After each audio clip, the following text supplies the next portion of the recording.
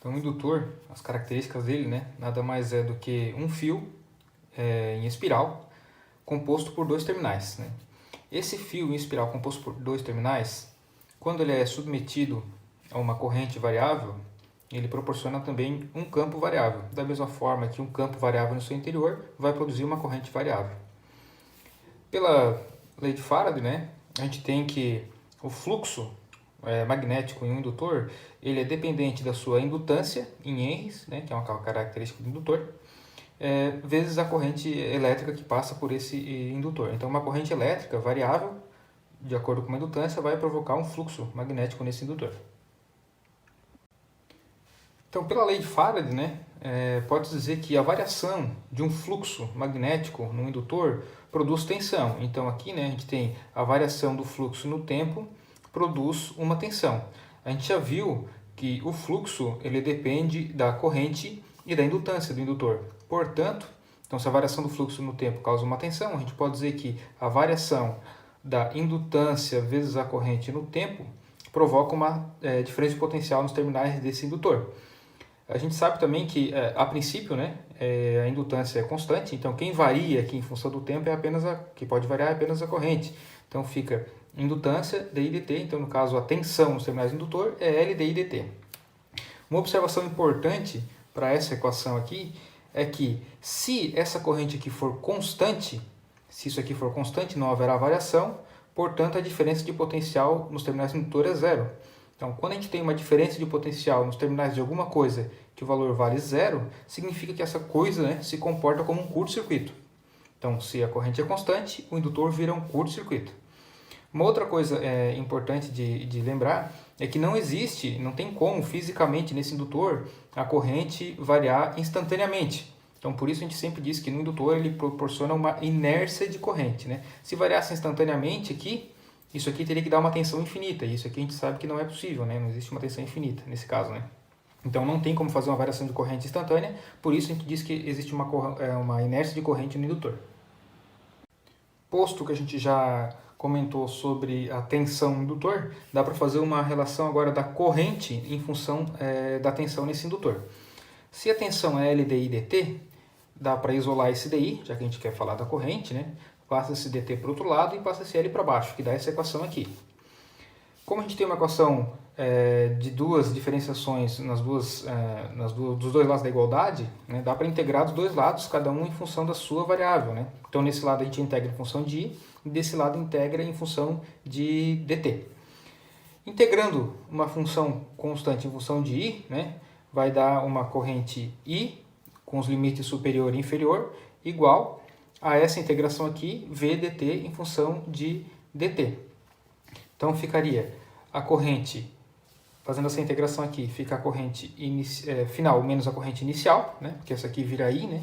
E aqui fica em função da equação da tensão.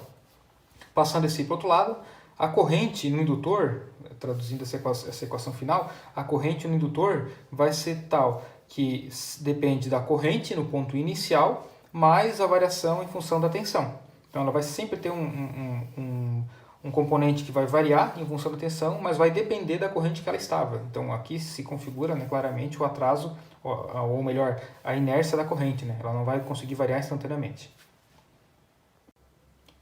Sobre potência nos indutores, né? Então, a potência de qualquer componente elétrico, a gente sempre pode dizer que é a tensão vezes a corrente. Então, a potência é uma grandeza instantânea, a potência naquele momento do tempo é igual a tensão naquele momento vezes a corrente no tempo. Trazendo essa variação de tensão aqui, essa tensão variável para a equação da tensão no indutor, fica L dI dt vezes IT. Isso seria a equação da potência no indutor, instantânea. A gente sabe também que a potência também, em qualquer componente elétrico, ela é a variação da energia no tempo. Potência é uma grandeza instantânea, então pega a energia que varia no tempo, a gente tem a potência. Agora, isolando a energia, passando esse dt para o outro lado e trocando essa equação da potência por essa aqui, a gente vai ter que a energia é igual a L dI dt vezes I dt, que seria esse I aqui e esse dt aqui embaixo aqui. Então fica dt com dt, a gente pode cortar esses dois aqui, fica a variação da energia de um lado, L dIt vezes I, Então fica energia L I vezes DI, no caso que seria esse DI aqui. Então integrando os dois lados, né, integrando aqui só a energia, e aqui em função do que varia, né, em relação à corrente, que é a própria corrente, e não a indutância, então fica a energia, fica igual.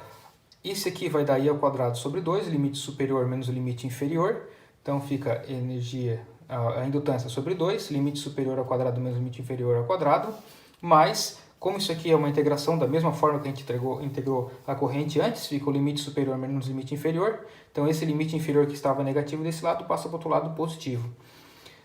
Essa equação aqui, se a gente olhar para ela, né, em relação à energia, se a gente dizer que a corrente inicial do indutor e a energia inicial do indutor é zero, a gente pode simplesmente, né, considerando que ele vai partir do repouso, a gente pode simplesmente dizer que a energia do indutor é meio L vezes I ao quadrado. Uma situação bem comum para indutor e capacitor é fazer associação, né? Da mesma forma que fazíamos antes para a resistência, dá para fazer para a indutância e capacitância. Então, em relação aos indutores, ele vai funcionar exatamente, né, como se fosse uma resistência. Então, indutores em série, né? Então aqui a gente tem L1, L2, L3, L4 até Ln, dá para pegar esse ponto A e B, transformar numa indutância equivalente, de modo que essa indutância vai ser simplesmente a soma das indutâncias individuais até Ln. Em paralelo, conforme era no nosso esquema de resistência, né? Então tem a indutância 1, indutância 2, 3, 4, etc. até a indutância Ln. Dá para fazer também um indutor equivalente, né? De modo que seria 1 sobre a indutância equivalente é igual a 1 sobre L1 mais 1 sobre L2 e assim sucessivamente até o último indutor. Os circuitos, tanto indutivos quanto capacitivos, eles podem ser utilizados para diversas aplicações, né? E aí, para utilizar esse circuito nas aplicações, é necessário entender como é que fica a resposta de um circuito RL, um circuito RC, um circuito RLC, como é que ele responde conforme o estímulo que a gente dá nele. Então vamos analisar esse primeiro caso aqui desse circuito aqui em cima. Então nós temos uma fonte de tensão, um resistor aqui, uma chave, que ela é mudada de posição quando o tempo, né, for o tempo zero, ou seja, antes de começar a mexer no circuito a chave está aberta, e quando a gente vai começar a analisar o circuito a gente fecha a chave. E aqui temos o resto do circuito. Sendo assim, se a gente quiser fazer uma análise da corrente nesse ponto aqui do circuito, nós temos que analisar a seguinte situação. Antes do tempo ser igual a zero, ou seja, antes de começar a análise, quando o circuito está em repouso, né, essa chave está aberta. Se essa chave aqui está aberta, essa parte aqui do circuito não entra, né? Aí fica esse resistor, indutor, resistência e essa fonte. Fica assim. Conforme a gente já viu, né, esse indutor, qualquer indutor para a corrente contínua, em função da falta de variação de corrente nele, ele não vai ter tensão nos terminais. Se ele não tem tensão nos terminais dele, ele é um curto-circuito. Então, indutor para a corrente contínua vira um curto-circuito, né? Que essa é a primeira análise aqui. Então, o circuito fica simplesmente assim, fazendo aqui uma divisão calcula a corrente equivalente aqui, divide a corrente, né? Vai dar uma corrente de 2,5 amperes nesse ponto, contínua, sempre que o T for menor do que zero, ou seja, sempre que essa chave estiver aberta. Para o segundo momento, ou seja, quando o T for igual a zero ou maior que zero, a gente vai fechar essa chave. Quando a gente fechar essa chave, o circuito vai ficar dessa maneira aqui. Se ele está fechado a chave dessa maneira aqui, aqui nós temos um curto-circuito que faz um curto-circuito nesse resistor. E aí o circuito fica 100 volts e 30 ohms de um lado, pelo curto-circuito, e fica esse curto-circuito, a indutância e o resistor do outro lado. Como o que nos interessa é calcular essa corrente, a gente vai fazer simplesmente essa análise aqui, ó, que fica simplesmente a indutância, o resistor e ver o que vai acontecer, porque agora nós temos uma corrente inicial que passa aqui, né? Se a gente simplesmente fizesse essa análise aqui antes, sem uma excitação aqui, não tinha corrente inicial que ia continuar sendo zero. Como a gente calculou e vai partir de 2,5 volts, vai acontecer alguma coisa nesse circuito. Fazendo uma malha naquele circuito, né, a gente tem que a queda de tensão no indutor mais a queda de tensão no resistor vai dar 0 volts. Então a malha fechada, né, soma das tensões é igual a zero. Queda de tensão no indutor, queda de tensão na resistência. A queda de tensão no indutor ela é calculada por L, D e dt.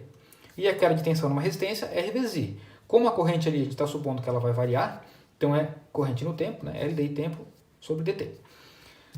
Aqui, agora, separando, né, isolando a corrente de um lado e o que não tem corrente do outro, a gente passa isso aqui para o outro lado, fica negativo, e passa a corrente para baixo aqui, né, passa dividindo.